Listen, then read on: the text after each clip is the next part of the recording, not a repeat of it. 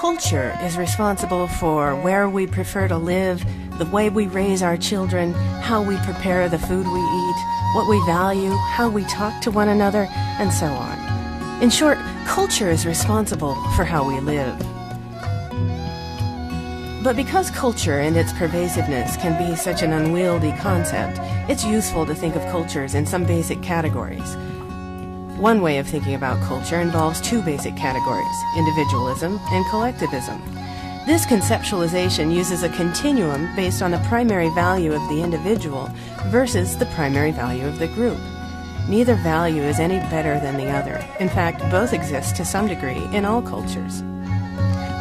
Briefly stated, people in individualistic cultures are concerned more with the needs, goals, and interests of the individual than those of the group. People in collectivistic cultures are more concerned with the group's needs, goals, and interests than those of the individual.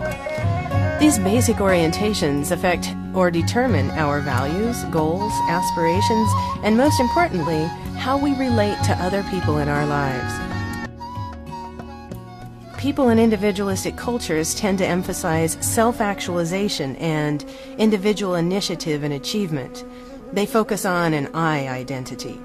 In individualistic cultures, people are supposed to look after themselves and their immediate families only. The United States and Australia are examples of individualistic cultures as they tend to emphasize individual rights, like freedom, independence, and individuality. They also emphasize equality, applying the same value standards universally. Individuals in individualistic cultures tend to have a self-other orientation toward relationships, meaning that while the other is present, the self is most important. In collectivistic cultures, people stress fitting in with or belonging to the in-group, and they focus on a we identity. In collectivistic cultures, people are supposed to look after the in-group or collective in exchange for loyalty. Emphasis is placed on belonging to groups in collectivistic cultures. As such, family relations, loyalty, and harmony are highly valued in collectivistic cultures such as China, Colombia, Costa Rica, and Indonesia.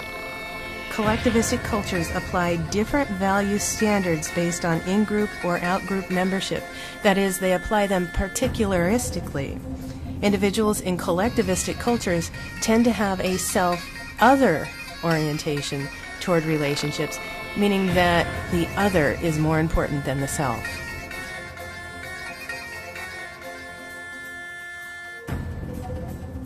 Clearly, the concept of individualism versus collectivism does not explain all forms of cultural variation, but it's a starting point for understanding our own behavior and that of others. Increased understanding is the first step in effective intercultural communication.